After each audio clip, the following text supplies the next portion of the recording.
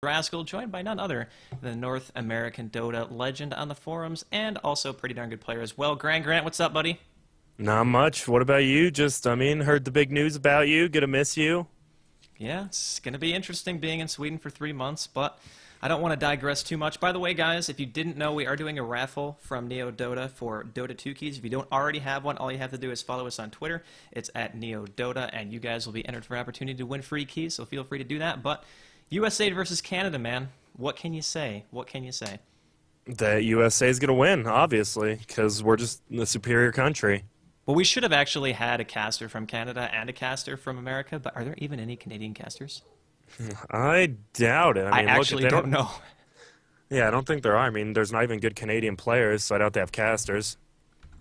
Well, nonetheless, we're going to get things underway here. No problem whatsoever, as we're going to see right now, I believe that USA is going to be Radiant, and that means that Canada is going to be Dire. So the USA started off by banning Batrider TA, picks up a Rubik Jakiro as their first two. Actually, yeah, no, I'm right. Okay. I thought I had it backwards, but we're good to go. And, of course, Quantic, not really Quantic here, going to be Canada. And picking up Darkseer first, as well as banning out a Tinker and an Invoker. So interesting to see Tinker banned. Yeah, and I think for a lot of people, I think this might be their first time actually witnessing the myth known as Eternal Envy on the Canadian side. So see what he's all about. Well, this is interesting because I was talking to a couple of people before the show match, and looking at the lineups, I mean, for Canada, you have JO, Painted Gold, TC, Aoi 2000, and Eternal Envy. I feel like that team has a couple of really defined roles, like they know exactly what they're going to be doing, and it kind of meshes well. But for Team USA, we have a couple of people who I feel as though kind of run into each other in terms of what roles they do play. So it's going to be interesting to see how that dynamic works out during the game. But the last couple of picks going to be Naga Siren and Leshrac for the first picking phase done here for Canada. And now we're just waiting to see what USA wants to answer with. Yeah, and also about the Eternal Envy thing, though, way too sexy was actually supposed to be playing for the Canadian team, but according to his teammates, he flaked out, and that's why they got Eternal Envy on the actually a couple hours ago. So at least he was able to play. Well, at the very least, they get a stand-in. I know there's actually like 10 people spectating this match from both sides, so I don't really think it would have been too hard to find a replacement. But nonetheless, like you said, Eternal Envy standing in. And yeah, Bulba was supposed to be the last of the USA team. I think you had just said that. But Tidehunter is actually going to be the end of the first three here for Team USA. And of course, IX Mike 88 being the one and the only rocker of the USA tag. And I think that really just shows that he is a patriot and ultimately a diehard 2 Dota fan. Wait. Oh, yeah. Yeah, I said agreed. that right. Okay. Yeah, you did. And at the International, he was rocking the gym shorts when he was playing. That's true American laziness right there. I mean, he really had it down to a T. I saw him first time. I walked into the room, and I think it was Chappie and him, and Jo was the one who actually showed me to the room. And I was just like a deer in headlights at the majesty that was his mustache. I actually froze in place and just smiled from ear to ear because it was just that amazing. But I mean, you can't really ask for anything less of IX Mike. I think everyone has kind of come to expect that level of mysticism coming from him. So I was pretty excited. Oh, yeah. And if we don't see a few just question marks during the game, we know it isn't an IX Mike. It might be like a first blood followed by question marks followed by a pause. I mean, that's just kind of the tone that I'm looking to set for this best of three. But nonetheless, it should still be very exciting to watch. And we are going to get underway here into the second ban phase as Luna has already made her exit from the field courtesy of Canada. And I mean, Luna, not really a hero that we see too much, but it is a pretty good counter to Naga Siren. I guess it does pretty well against the Illusions. Late game, Luna is a very hard carry. It just takes a long time to get to that point where you have the items to really do so. So nonetheless, going to see what the last couple of bans are going to be. Looks like Keeper's not going to be seen either. Yeah, and I think, without Wisp, actually, I'm surprised Wisp, CK, Tiny weren't banned. We've been seeing them first picked a lot, and I guess the whole Coddle Wisp thing with 5 people getting mana on your team is pretty imbalanced. Well, having a Darkseer and a Naga Siren, I feel, is also equally imbalanced. And Keeper of the Light is a hero who just has tremendous counter push. He can actually pull people across the map, be very annoying, pull people into fights when otherwise you think you're going to be ahead, and then you have an extra person that just wildly appears out of nowhere. It's like having a Pokeball in your pocket. You can just throw it out and say, I choose you, whoever the heck's on my team, and they're just there. So it's a pretty good hero all around. And seeing right now Queen of Pain banned as well. And I got to think these teams are more banning around the players who don't have heroes yet than anything else, because you're not really playing against a team who has scrimmed that much with each other. I actually doubt that they've played with each other outside of maybe a couple of leagues that have been here and there. But it's an interesting kind of a dynamic watching as they ban Magnus too. So Magnusaurus Rex not going to be in the game either. Yeah, I think America more so though. I mean, with the leagues, these players do play with each other a lot, but in a 5 versus 5 kind of scrimming situation, it's kind of like watching a very high tiered C9 game, NAIHL, whatever you want to call it. Also, yeah, the Dyer or is Dyer on the bottom now? I remember it used to be flipped, but it seems like they're picking kind of international two style with the Darkseer, Naga, Leshrac picks. Well, Naga Siren and Darkseer actually just got nerfed the combination. Well, I shouldn't say Yep. just. It was a couple of weeks ago where you used to be able to vacuum people while they were slept, and it was pretty annoying because you'd be horribly out of position once the team fight started. It just didn't do the damage. But nowadays you can't even do that. So, I mean, Darkseer is still a very strong hero. Naga Siren, I'm sure, has her place as well, but she just got her base damage nerfed by 12 and Riptide nerfed on top of that. So, I think that Team Canada is going for more of a hero that TC is going to be able to play, go late game, probably go for an early Radiance. I think that's the build that he always loved to do. And apparently my mic's mono, so I'm going to try to reset it really fast. If you want to cover for me for like 30 seconds, that would be fantastic. All right. I mean, I guess we'll talk about our boy Fnatic, Raid Call Smurf, also known as one of the few Cuban Dota players. I mean, he's been around for some time, and I mean, most people know him from his time on Team Goon when they beat Nirvana International, what, 4 or 5 times in a row during a sex, and I mean, they just destroyed, I think, Puppy, Demon, Fear. It was fun to watch because apparently they were using DDoS, and it was just hilarious. They beat Sari and Trash Doctor. I mean, that's always a plus. And it Well, looks like, oh, you're back. All right, I was yeah, I about just to. want to make sure I'm audible because I just reset everything, and sometimes when you do that, stuff just breaks. So if I'm still mono on the stream, please let me know. It is delayed. I'm not going to say how long, but if it's not 25 fixed, minutes. yeah, we've actually already casted the game. It was yesterday. You guys missed it completely, way off. But continue with what you were saying. Yeah, well, I was actually just about to say, I mean, the Veno was banned by IX Mike's team, which is, I mean, pretty interesting. But I guess they already have Rubik and Jakiro, so. Well, having Rubik and Jakiro together is a pretty potent support combination, and I mean, Yeah. Outworld Destroyer needs farm, like absolutely needs it, and I don't really feel like Jakiro is going to be in a role where he's going to be farming either, because what do you really make on a farming Jakiro, where Rubik kind of needs to sustain other mobility from having those items up if he wants to go for like phase blank heals like Dendy does, or whatever preference you have. I feel like Rubik is always going to benefit more from the farm than a Jakiro would. Yeah, and I mean, that Puck, what was the buff to Puck? It was just 5 straight up base damage, right? I believe it was an increase to base damage, but is that all he got? I really I feel think like that it's hero is just still so weak in a lane. It's very, very hard to lane him, but the I feel like it's animation, yeah. it's probably going to be a mid though, because they already have a Darkseer. So at the very least, they could potentially send a Darkseer to the jungle. I mean, we haven't really seen that in a very long time, but also important to keep in mind that this isn't really what I would call a super high competitive tier match. It's just more of a for fun thing that we've decided to throw together. Yeah, and oh man, what's the last pick going to be here? Another support then, you think, for the Dire side? Well, they could potentially go for another support if they're really relying on OD to carry the game solo, but he's going to Oh need. wait, I thought Dire was on the bottom. No, Dyer's top rating spot. Why? They switched it, man. They I switched it. like It messed with me why? too. Like Dire's team 2. Like it should. That's how it is. Okay, so okay, gotcha. My bad. Then I meant they're gonna obviously go for a support on the Sentinel side, the Radiant. Yeah, they already got the Darkseer off lane if that's what we're going to go with. If they want to go something like a corny mid Darkseer or something, or dual lane mid with a Nagala Shrek, I suppose they could do that as well. And they're going to go with the Disruptor, and I think Disruptor is a pretty ridiculously good pick here. You can't Force Staff out of Kinetic Field anymore. They just changed it, and I honestly nerfed the Force Staff pretty ridiculously bad. Before it used to be just a quarter staff and then the Staff of Wizardry in the recipe, which gave at least decent stats, but now it's Yes. a Ring of Regen and the recipe's like 3 times as expensive.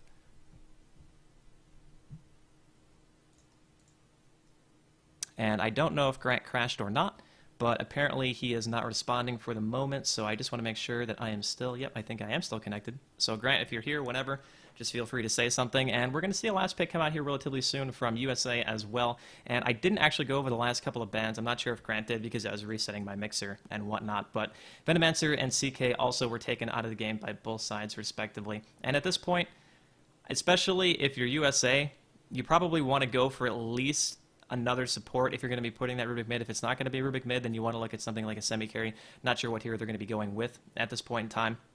But the kind of AoE composition right now that Canada has is very ridiculous. I mean, you have Static Storm, you have Puck Ultimate to keep him close, Kinetic Field to follow that up, Leshrac who can walk in, do a tremendous amount of AoE damage, Vacuum, and a Naga Siren with Riptide and Sleep. There's going to be just ridiculous 5-on-5 kind of teamfight coming out from this Radiant side. Yeah, I'm sorry about that. Yeah, I mean, I'm moving tomorrow, moving out of mommy's house, so, you know, I had to get stuff situated. Oh, man, the gyro. Well, Gyro last pick wasn't really expecting that. I mean, I knew they were probably going to pick something else that was semi-carry oriented, and apparently my mic is still completely hosed, so I apologize. I don't know what the deal is. I will try to fix it for game number 2. We'll do some audio tests and whatnot, but it's going to be game number 1 coming your way here in just a couple of seconds. It's USA taking on Canada. Of course, I am Draskyl, joined by the legendary Grant. You are watching a NEODota presentation. By the way, guys, be sure to enter the raffle. All you have to do for the free Dota 2 key or a chance at it is to go to Twitter and follow us at NEODota. And I think we would be happy to have you back here for any cast we do in the future. Mm-hmm.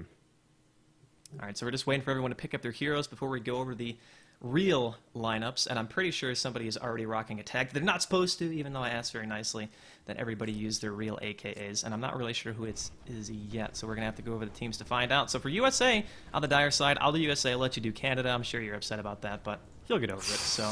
I might. Jakiro, going to be played by IXMike88, formerly of Complexity. Fluff and Stuff, also from the same team. Going to be taking up the reins here on Rubik Universe Dota, from a little stint in Quantic, and of course EG as well, going to be playing on Tidehunter. Smurf in the newly formed Fnatic Raid Call, going to be playing on Gyrocopter, and that means the last but not least, USA Bulba for Bui, going to be playing on that OD. And who is that? I have to look at his icon. It's way too. That's okay. Sam. No, that's Sam. Is it actually Sam? Yeah, that's Sam. He's okay, using I thought the he way wasn't too playing. thing. Yeah, no, that is him. And Bui, that's Broodstar. He wants to free Broodstar, who was just recently banned on the NEODota forum, showing his support. All right, not bad at all. So, you want to do Canada then? On Canada's side, we have EGJO with the representing the A tag. You know, those Canadians and their silly phrases. Playing that Puck, he'll be soloing top in the hard lane. Painted Gold will be playing his famous Leshrac, probably supporting TC middle, Naga Siren, formerly of Cole, or I heard Cole's still around, but you might have to hold on bottom lane. I always are in a bit of trouble, but it looks like 3 heroes. A little bit scared of a Darkseer with level 1 Ion Shell. I thought as soon as he casted that they might choose to pursue because he obviously wouldn't have Surge or anything like that, but... Yep. And there's the discrepancy we heard. Eternal Envy, who's known actually... Actually, does he play support on No Tidehunter now? I knew he used to be a hard carry player, but I think he might have actually switched to support, so... I think whenever you join a team, typically, if you don't have any other competitive experience in the game, and I don't think he's played for any other teams recently... You usually go to support, like, straight away. That's what you would expect, but I know that he's also played the one role in the past. When he played Han, he was always a carry player, so I wouldn't be surprised to see him really do either. But yeah, at the moment, it seems to be just a disruptor, and he's going to be supporting on it.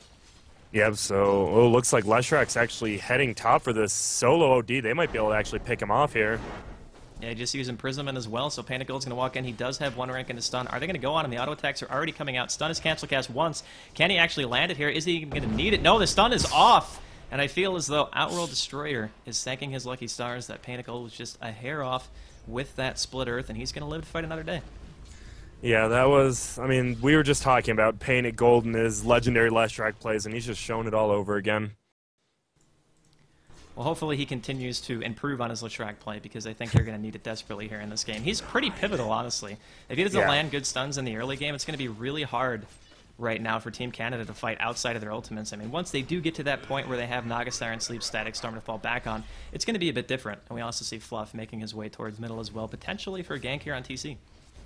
Yeah, and he is... Oh, he pops. Good pop of that health potion. There's no way they can really gank him, take him down here. But an interesting Tidehunter solo middle against a Naga. It seems to be working out for him, though.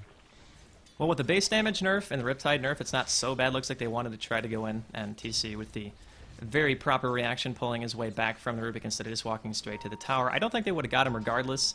And Universe is sending the chicken here. Mid needs to be a bit careful, though. Naga Siren walking out there like she wants to get it. It's getting blocked by the creeps. Is he going to be able to get it? No, body blocking. That's the creep, and they're going to get the courier kill.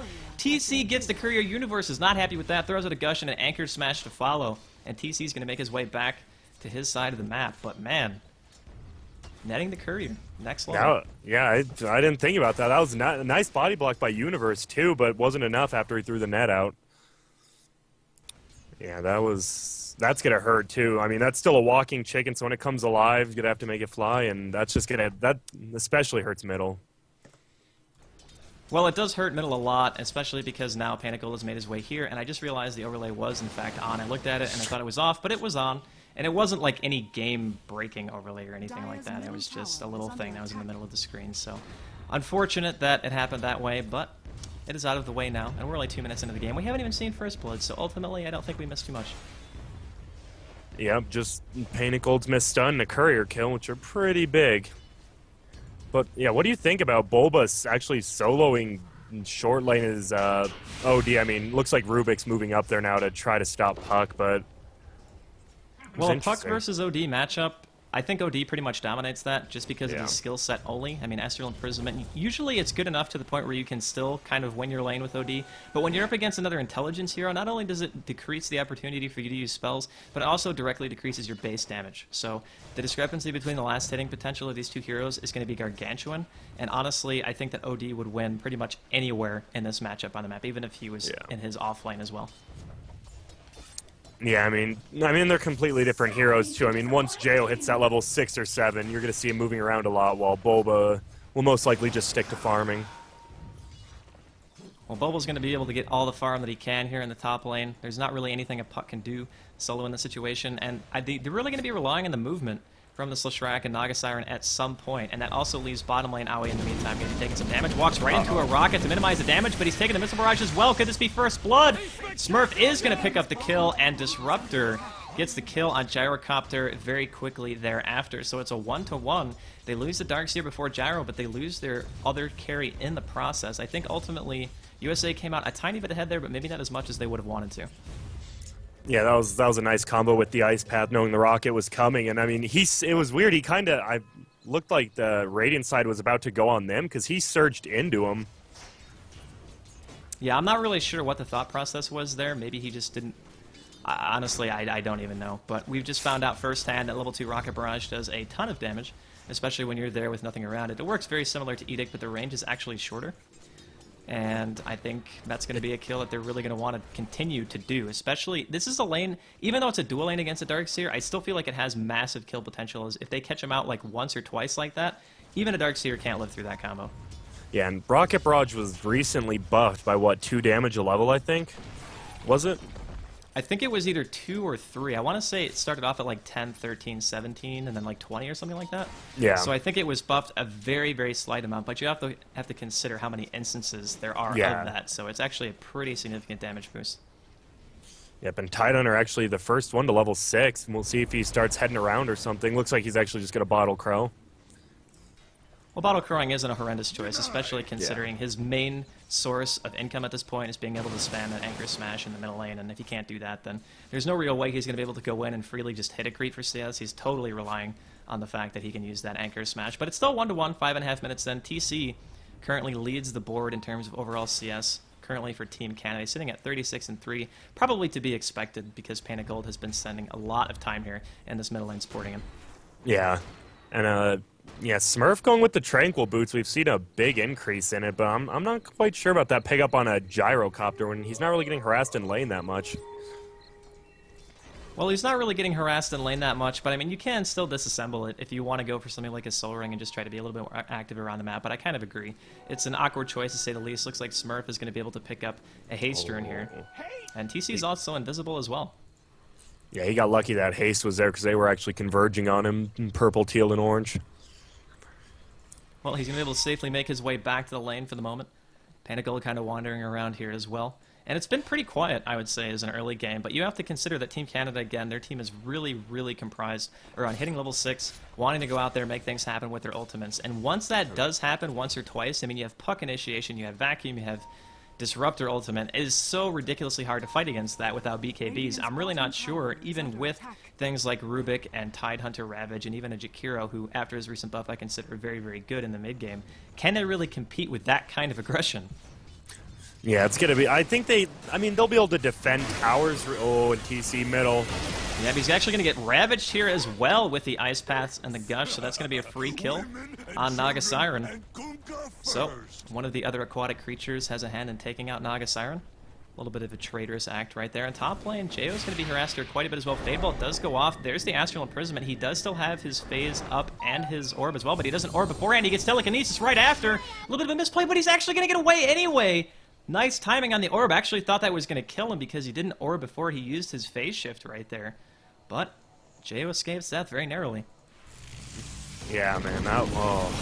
Even Boba had his treads too. I don't know. It seemed like he was attacking really slow. I thought it was a for sure kill with the level 2 liftoff. Unfortunately for him, he's going to be able to get away. Rocket down on bottom lane, but it's not going to make contact to Owie.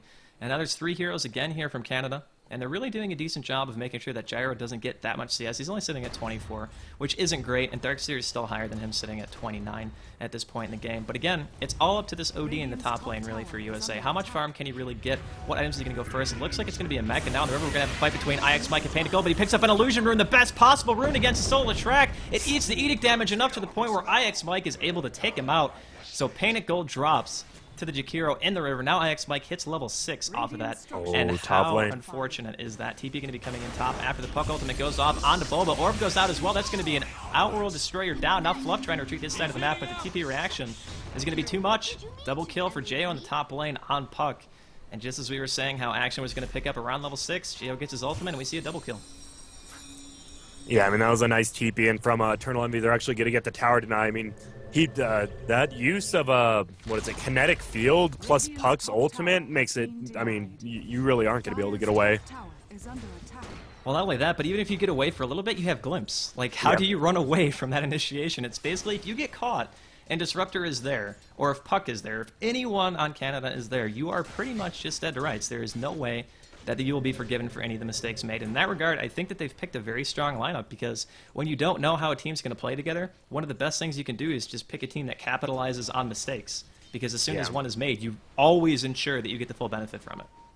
Yeah, and I mean, talking about Disruptor, I'm actually surprised. Like, why has he fallen off so much, do you think, from just actual competitive games? I'm actually not sure. Maybe it's because so many people favor using Disruptor as more of just a disabler than pure damage, because Thunderstrike actually does a pretty significant amount of damage, but most people go 1-3-1. Oh yeah, I'm actually going to miss a kill middle, as it looks like TC gets Solar Ravaged again, so apologize for that. I was a little bit too into thinking about why Disruptor wasn't picked, and apparently I missed a kill. You're no 5S. I'm definitely no 5S, but bottom lane, Smurf's going to be in trouble. We're going to see the Missile Barrage go off immediately, and Smurf burst damage just gets evaporated. He almost kills Jayo in the process, though.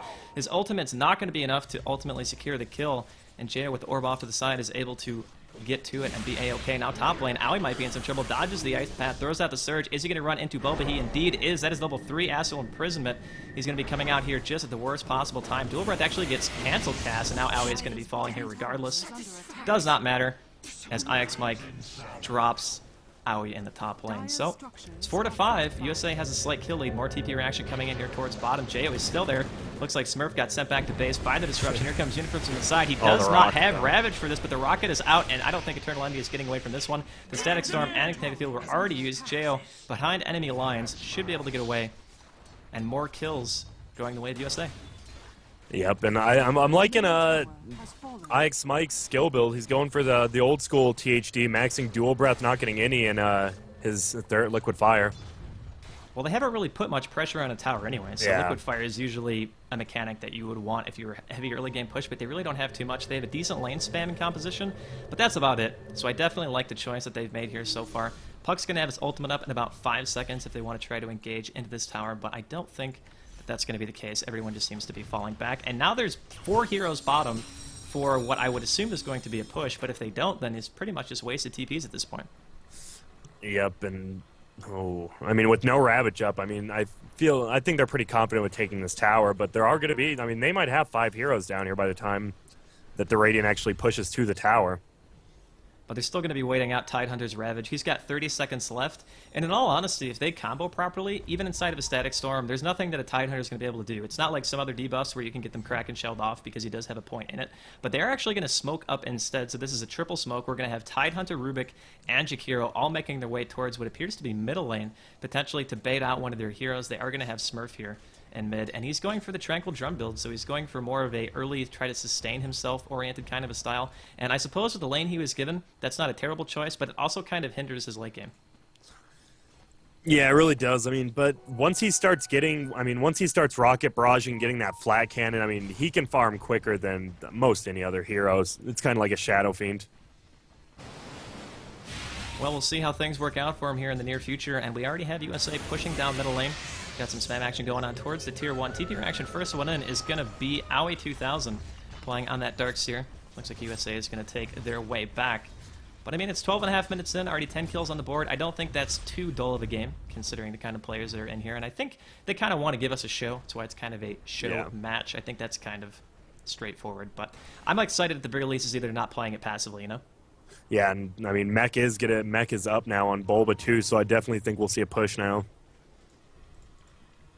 Well, if they do decide to push, I think it's going to be still rough. Ravage is up, like you said, but you're pushing into some of the farthest initiating heroes in the game, like Puck, like being able to have Darkseer surge somebody in. I mean, even Disruptor, if you fall back a little bit too late and you get caught out by a glimpse, then your team can't really get there in time to help you.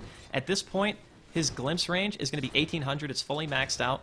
And if, again, 1800 range, if you're with the rest of your team and then you just disappear back to where you were a couple of seconds ago, things are going to be rough for you.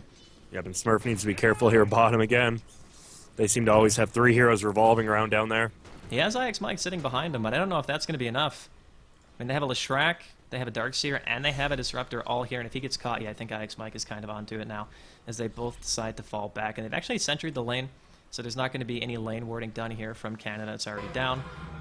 And let's see what Rubik stole middle lane. Looks like it's going to be a level 4 Riptide, so there's some pretty decent burst damage coming out of the Rubik so far being played by Fluff. And things have kind of died down a little bit. We saw a lot of action, TPs going everywhere, and then everyone's like, well, wait a minute, just stop the presses. We just want to go back a little bit and farm. Yeah, but that, I mean, they do have a lane ward bottom between the tier 1 and tier 2, and it's actually, oh, bottom, nothing's going to happen. Hey, cancel cast his Ice Path a few times to give Aoi a scare. The rocket's going to go off, but he's going to be well behind his tower before it lands, so it does a little bit of damage, but he'll be fine for the moment. And everyone's still just playing it quite passive. They all decided to fall back. They are going to be able to spot TC in the river. He has his ultimate up, though, with a Perseverance and Shreds. And he doesn't actually get the haste turn. TC immediately forced to pop the ultimate. They might even continue to pursue this. Universe does have Ravage. If they choose to engage, though, Jo will probably be there. He has a TP ready if he needs to use it. Ultimate is up, and it looks like they are not going to actually go in. And Tidehunter with a really, really fast Blink Dagger here. He pops the haste now. Who's he going to go for? The kinetic field goes off. It blocks Universe on the other side, and he gets glimpsed back. But again, he does have that haste turn if he wants to try to go back in and make something happen. But the rest of Canada is here, so if they engage into this, it's going to be an interesting kind of a fight, to say the least. Universe apparently not done. Yeah, and we are, yeah, it's going to be a big 5 versus 5, that's for sure. And with that Blink Dagger and Mech already up on the Dire side, I mean, and with Song of the Siren down, I'd give the advantage a little bit to USA now. Ice Path going to go off, not going to hit much. Or trying to do some harassment damage, and yeah, that very, very early Mech, this is the kind of push that they were looking for. Going to see a TP by TC into the tier 2 tower bottom, and now we're going to see a little bit of aggressive positioning. It's all up to if Canada wants to try to engage this, or if they just want to let the tower go. They're going to have to go soon, though, because this tower is taking quite a bit of damage. It's already below half. The creep wave's going to have to come in here. But for the most part, they're pretty much giving away free tower damage at this point. They're just a little bit scared to engage, and I can't say I blame them. It's going to be down to what Disruptor and Puck can get done with those ultimates. If they can catch the Tide, it's going to be a really, really good fight for them, but if they can't, then things are going to be looking downhill. While IX Mike almost dropping to Illusions there with an Ion Shell and a Riptide. Forced back already. The rocket's going to be going off, and Fluff and Stuff might be the first to get caught here. It might be Envy instead. There's a Connect Field and a Static Storm. Catches Universe. Where's the rest of the team? Smurf's caught all by himself. He actually gets vacuumed back into a wall. The Puck ultimate goes off, and the back hits Fluff and Stuff as well. There's the Ravage going off. Looks like the first 2 to drop are going to be Darkseer and Leshrac. Now the fight is continuing. Going to see an Astral Imprisonment onto TC. Pops his mirror and just trying to get away. There's also a rocket chasing him down. Jay in the meantime gets a kill in the back on Fluff and Stuff, as we see Naga also fall. Jo, one of the only remaining teammates left over here. We see Envy has made his way back to the tier 2 after dropping in the beginning of the fight. Now Universe going to be nuked down here, but not before Jo drops as well, using the Gush to get the kill, and USA comes out ahead by quite a large margin. They should be able to get tier 1 bottom. Yeah, and that actually, I mean, I looked like they were going to kill Smurf off really quick, but the vacuum, it actually vacuumed Smurf out back to safety, and it seemed like it hurt him a lot. Yeah, he got ensnared and then vacuumed away from the rest of his team. So I mean, right into the Mech. Yeah, he got lucky, skill, whatever you want to call it. They want him to fight. Well, USA going to be happy with that exchange. 5-10 at 17 minutes into this game. We're very closely approaching that mark right now. I mean, they get a free tower kill, basically. They get a couple of heroes out of it. Overclub now picked up on Gyrocopter. He's going to be hitting level 10 relatively soon. And I got to say, team fights like that, I wasn't expecting it to be that one-sided. Yeah, Yeah, I mean, so we knew Song of Siren is down, but it's not really. I mean, that's just. It's not really a big team fight ulti per se. And I didn't even. Was Macro Pyre even thrown out? I'm assuming it was. I didn't even notice. Well, if it was, I don't really think I saw it too much because I was Yeah. more worried about the people getting caught out by puck ultimates and things like that, and making sure that Smurf wasn't the first one to drop, because as soon as I saw that kinetic field and the static storm, I was like, that is a really good zone. They should be able to kill him like instantly and then try to make something happen. But because Universe didn't even have to Ravage in that kinetic field, it didn't do much. So by the time he got out of it, he was able to counter Ravage, push the rest of the team back, and at that point, Canada pretty much had lost the fight. Yeah, that was just like you said. I mean, it seemed like such good positioning from the Canadian team, but oh, top lane, are they gonna go on Smurf? Seems like they kind of wanted to for the moment. Smurf already had a rocket going, by the way, onto Panic Gold, who's going to be falling back. Looks like Fluff steals the orb. The rocket's going to make contact, and he's going for the courier. Can he get it in time? No, he can't. Uses telekinesis onto Fluff, throws him back. Here comes Universe, blinks right into his silence, but the long-distance ice path from IX Mike, enough to secure the kill. Kill goes to Bulba, playing on that OD. He's going for a quick BKB after his mech as well. Yeah, man, that was. I mean, this is why X Mike's considered the best support in America. A perfect long-range ice path.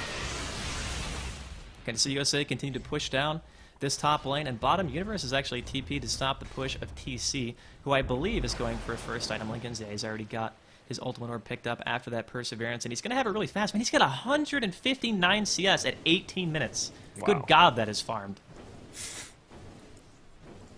And he just keeps farming. I mean, he just farms the newts, farms the lane, does what he's supposed to do.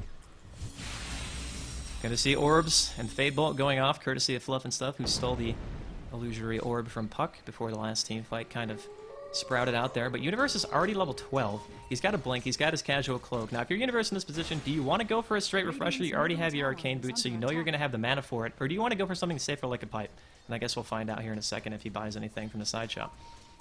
Yeah, I feel like he's probably going to go for the pipe, but he didn't buy the Ring of Health. Maybe he just wants to buy it all at once. It is possible. I have that habit too. I like to say, yeah, he just bought it all we at go. once. I was like, I kind of do that from time to time, and I think a lot of people kind of do just because. And part of it's because of buyback, part of it's because we're lazy and like to maximize our efficiency in farming and don't like going to shops or using couriers because it's too hard. But yeah, 5-11. USA still leads, but TC, again, just really, really high CS at this point. Let's change the net worth just to get an idea. Yeah, he's still about 1,000 ahead of anyone on the map, and that's even considering the fact that up until this point, Canada has only gotten one tower where USA has gotten two. Yep, but the problem is he's 1,000 ahead, but then you look at the next three are pretty far ahead of the second one of Canada. That is true, but in super late game, Obsidian Destroyer does a ton of damage to illusions as well, and he has Sanity's Eclipse, which can pretty much turn a team fight in your favor instantaneously as long as you have the base and or the in general for it. So I kind of worry if TC in general, considering how farmed he is, if he's going to be able to carry this by himself. Yeah, it's going to be rough. Yeah, I don't know, especially versus an OD and a gyrocopter. Well, we're going to see, I suppose, in the future how things work out. But was getting very close to his BKB, by the way. So once that does happen, I think things are going to be looking a little bit harder because with the BKB finished, of course, you can still be ensnared. But what else can you do? Actually, we're going to see aggression onto Smurf in the middle lane. He's already got Puck ultimate. Panico trying to line up a stun, but Smurf's not even going to walk out to break the tether, and the stun is going to land on Smurf. Gets telekinesis, but up before Jo drops in the back to Rubik. There's a blink and a ravage, and the ice path as well. That's going to be 3 down. Smurf doesn't even die. Lives with 100 HP, and Canada with another unfortunate team fight initiation. It looks like they were trying to catch out Smurf right there, but the TP reaction, the blink ult from Universe, and the ice path from IX Mike just a little bit too strong. Yep, Smurf, he's just not dying. I mean, they had three. It was a 3v1 for quite a bit of time until Universe came, and they still couldn't take him down. Well, while they do lose 3 heroes right there, Smurf manages to live through. We're going to see a vacuum off the middle lane as USA continues to push mid. TC did kill the bottom tier 1. So that is a little bit good, I suppose, if you're Canada. But again, USA answers with the tier 1 middle. And I got to say, we'll take a peek at the gold graph, and I can't think, yeah, it's already about 2,500, closer to 3,000 gold in favor of USA. And they're looking at a 7,500 experience lead at this 21 minutes. Yep, and now they're going to go for Roshan. I mean, IX Might, it seems like Complexity was one of the few teams who they always had a medallion, no matter what hero. I mean, like on THD right now, just for that easier Roshan. Well, whenever you're on Dire's side, it's always something you want to be able to do. It's just really, again, maximizing the efficiency of your lineup. Even if it's not really a heavy right-click oriented lineup, then you still want to be able to take it that much faster. They're going to get the Roshan. It's going to go to Smurf, actually, instead of going to the Obsidian Destroyer. So interesting choice there. Maybe they just think he's a little bit too tanky and want Smurf to be able to stand in the fray, make sure he gets off his flat cannon and everything else that he has. And Canada's going to react by taking another tier 1. And again, they're not just taking these punches for nothing, but I feel like every single exchange, USA just pulls slightly ahead. Yeah, and I never realized until I just kept hearing it. Rocket Barrage only has a 5.5 second cooldown. That is very good. It's really good considering the fact that they have enough AoE to clear out all the images and things like that as well. I mean, Dark Seer Wall is not even going to be that effective. We're going to see a TP coming in by Smurf. He pops the BKB straight away, throws it a rocket on a Panicle. Rocket Barrage is going to go out, but he's going to get ensnared in place. Here comes Universe from the back, throws out a Gush, gets sent back to wherever he came from, which is blinking behind the tree line. And JO's going to be retreating. We're going to see the first Astral Imprisonment go off. And this is not going to be a very happy team fight right now for Canadian side. They're going to get a nice wall vacuum off, and USA is actually dropping here relatively fast. It's currently a 2-for-2 trade, but they managed to take out Smurf first. And Smurf had the Aegis. It's going to be a double kill for Boba. Now Panagold on full retreat. The rocket's going to be coming off, and Leshrac going to eat a rocket here, and probably a swift death, and it's going to be courtesy of Smurf. So BKB wore off. They managed to take out Smurf, and the wall was actually stolen right there as well by Fluff. So things just did not go too well. They killed the 2 supports, but they lose 4 for it. Yep. I mean, they took the Aegis down as well, but I mean, when OD and Gyrocopter, and I mean, Universe is, with the farm he has, he's pretty much a carry himself now, and without killing either of those 3, they're going to lose a tower here too, it seems. Well, a tier 2 definitely going to be under some pressure, but it's still relatively early. It's only 24 minutes in, so everyone is going to be up in pretty quick fashion. Actually, everyone's already alive, so if they're going to try to TP to this, I would expect them to do it, like, now. But they really only have one ultimate. They don't have Puck ult, they don't have Dark Seer Wall, but JO's going to go anyway, blinks in with the Silence, orbs back towards his base. And USA is not deterred by this at all. They're going to continue their assault on the tier 2 top. Yeah, and they're pretty gutsy right now, those 3 staying here while all 5 of them are alive. I mean, I'm still kind of a little bit confused as to why they were that eager to fight, basically, top. I mean, they tried to retreat, but they were still pushed up so far in the first place that you have to kind of consider a TP reaction is going to be coming. You already have a Tidehunter with a blink, and he's got a pipe finished as well. They're going to try to fight you. So staying a little bit maybe too long, I expect, was Canada, but I think it's 7 to 18. Of course, you can definitely come back from this. TC's still the highest farmer in the game, highest net worth. He's working his way towards a defusal. He's going to have it in about 30 gold, and Fluff and Stuff looking to steal something from JO, but unfortunately doesn't get it off. He's actually going to go ahead and throw out the coil as well, but there's an urn charge used on Fluff for the moment. He is actually level 12 at this point. He hasn't stolen anything just yet. We'll see if he can manage to get coil. I don't think you can actually steal Phase Shift because it doesn't cost mana, or can you? I don't even know. Well, I mean, does it matter about mana, though? I mean, he does cast it, so I don't know. Yeah, you might be able to steal it, actually. I know you could before the patch, but I don't know anymore because I don't play Puck primarily, but... I mean, you play every hero, man. You're the Draskyl. Yeah, I am the master of all, and by the master I mean average at best, but... Oh, yeah, USA, you're an average Joe. Yeah. USA continues to push down mid. The tier 2 looking a little bit worse for wear, but it hasn't dropped just yet.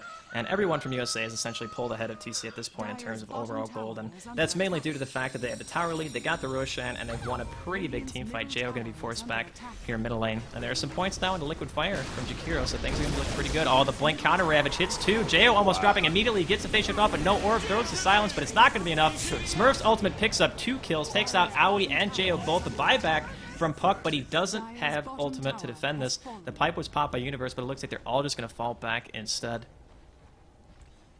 Yeah, that was, I mean, another fight. They get a tower and they pick off 2, but look at TC as well gets the bottom tower, so Canada's trying to chip away, but I mean, they're just losing the little skirmishes in between. I think what's more ridiculous than anything else is the fact that TC has 239 last hits, 26 minutes, and he's died 4 times. 4 deaths, and he's still almost maintaining 10 CS a minute. That is absolute insanity, and it's just all because of the fact that he's being very vigilant with his illusion macro, or micro, I should say, and just making his way into the forest, and just making sure that he always Riptide's on cooldown. And with that Linken's, he can do it forever. He doesn't have to worry about a quick Radiance, where normally he'd have to go Soul Ring, and oh no, Envy gonna get cut out by a triple smoke. It's glimpsed back, but unfortunately it's not gonna matter. Yeah, and look, I mean, look at the farm on the supports, too, of the Dire team. A Blink earned mana boots on Fluff. Ike's Mike, the Medallion, 1.6k in mana boots. Things are looking pretty good for the supports. if you're currently on Dyer's side. And I don't know what he's actually going to be making. He could be going for a forced F, I suppose. The mech and the pipe are already accounted for. I mean, OD went for the mech really fast. Tidehunter's got the pipe finished. And Roshan's about halfway back up. Of course, Smurf had already used the Aegis, and he actually decided to go for a Demon Edge after finishing up his BKB. So what do you think, MKB, or do you think he's going to man mode it and go Rapier Gyro? I think it depends. If they take a Rax here, I could actually see him going for the Rapier, but if they lose a fight or something, I think he'll just go for the MKB. Yeah, I think it's probably the safer choice. And MKB is still one of the most damage-effective items that you can possibly get, especially for the cost. It's only 5,400, plus it gives you that mini stun chance. And I'm pretty sure that still goes off on every single instance of your flat cannon damage, so Yep. there's a lot of opportunities for extra added damage output in that regard. And Painted Gold actually sitting here bottom, babysitting TC, who's also got 2,200 gold saved up, so I believe that he will be going for a Manta style after he's finished up this Diffusal. That's kind of the core build. If you're not going to go for Radiance, you just go Diffusal Manta, and then you just use Mass Illusions to try to take over a teamfight. But again, against an OD, Jakiro, Tide Ravage, Gyrocopter with his flat cannon late game, I mean, can you really count on Illusions? Yeah, and I mean, what he's been doing so far, though, I mean, he has been split pushing and just taking out trading towers, and I mean, if he can be allowed to do that late game, it still might be effective. Well, there's a possibility, I suppose, but he's going to have to be really tanky if he wants anything like that to be effective in the late game. And he's already level 14, still looking at the highest farm on the map. And everybody else from Canada is currently just sitting back on their side of the map, while USA is going to take the opportunity to go ahead and smoke up and try to get a kill of their own, potentially on TC. But again, he does have a Lincoln's and his ultimate up, but there's only a tier 2 bottom, so even if they go on him right here, he might be able to ult, but can he get away? And better yet, can Painted Gold get away? Because he does not have the luxury of having insanely high HP with the Lincolns. Yeah. Gotta get that sleep off, and he does. Sleep off straight away, and he will be able to teleport back to the base. And Panic Gold will also follow suit. The Blink goes down there from Fluff and stuff, trying to scout him out, but he's not going to catch it. Yep, and I think they were all just spamming their spells because it looked like Gush and Rubik's telekinesis went off at the same time, but Gush just barely hit after, or else he would have been dead, I think. Well, I think my mouse is actually bugged out. Yep, my mouse is bugged out, so I apologize. 1 second, guys. I have the beat boot bug. Can you guys pause? Buggy mouse. Thank you, sir. I apologize, guys. I got the beat boot bug. Also, try refreshing the stream if you guys can't hear me, because I think I fixed it, but you have to refresh in order for it to fix, maybe? I don't know. Hopefully I did. If I didn't, I'll say something to Aaron between casts, and we'll try to sort it out. So, once again, sorry for the delay. My mouse is currently breaking, and I'm under a desk, so if that's why I sound weird. Yeah, it's not his first or last time under a desk, though. Yeah, it's pretty standard, actually, so hopefully everything is going to be fixed here in just a second. I don't know what does that, by the way. Wait, so what happened? You just had to unplug your USB and plug it back in? Yeah, I'm not really sure what causes it, but I lose control of my mouse, and I start hearing, like, if Morse code was being transmitted directly to my computer, that's pretty much what it would sound like, so. I do love Morse code. And it looks like I am back in action, ready to go. And of course, shout out to IXMike88 from Team USA for pausing and whatnot. I didn't miss anything, so that's definitely good. Yep, you did not. Just TC still getting his farm on. Well, TC, I want to check really fast. Let's see. Yeah, 285 at 29 minutes, so he's very quickly approaching that burning level of farm on the Anti-Mage, and though he's not an Anti-Mage this game, he's a Naga Siren. He's still ridiculously freaking farmed, but we'll see how long that he can hold this up. Right now he's sitting at 528 gold per minute. The second time on the map is going to be Obsidian, or Outworld Destroyer. I really want to call him Obsidian Destroyer. Just call him OD, man. I'm going to call him OD from now on, just so I don't make that slip up. And oh, Painted Gold.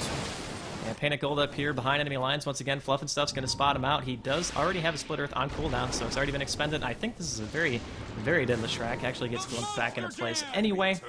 Going to be another kill there for OD, and they're going to be making their way up this top lane once again, this time with everything up, and it looks like Canada's going to be down on Leshrac for the push.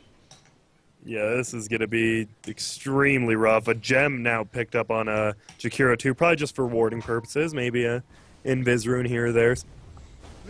Well, gem's always something you want to get if you're really far ahead, because like you said, it just revokes that map control. It makes it so even if you put the wards down, there's really not a whole lot you can do to stop the other team from pushing it in. And we're going to have another pause as somebody is disconnecting, and Universe apparently has DC'd. So I want to thank you guys again for tuning in. This is the USA versus Canada show match. It's only round one. By the way, this is a best of three. My name is Draskyl, joined by none other than the Grand Grant of NEODota. And of course, thanks to you, man, for watching. Also, make sure that if you guys haven't already, follow us on Twitter at NEODota so you have an opportunity to enter for a free Dota 2 key. We have quite a few to give away, and we would be glad to have you guys keeping track of everything we do here. But Grant, what do you think of the game so far? I mean, early game, it seemed that I think Canada was actually moving around a little bit better, focusing, and then I think those few team fights where they slipped up, tried to aim Smurf, and then couldn't kill him really turned the tide of USA taking control of this game. And that early mech especially helped. Early mech, and I mean, Universe was the first one to level 6, and that's about all you needed. Well, I mean, early game had pretty much gone to USA in a big way, and they just kind of steamrolled it up until that point. But we still haven't seen the real bang for your buck coordination that we know that Canada has the capability of doing. I mean, again, we have the puck ult, we have static storm, vacuum. You can actually vacuum into a kinetic field, by the way. So if they pull them into that thing when it's already down, and then you have puck ultimate, I think they can still win a team fight. It's just going to be down to that coordination.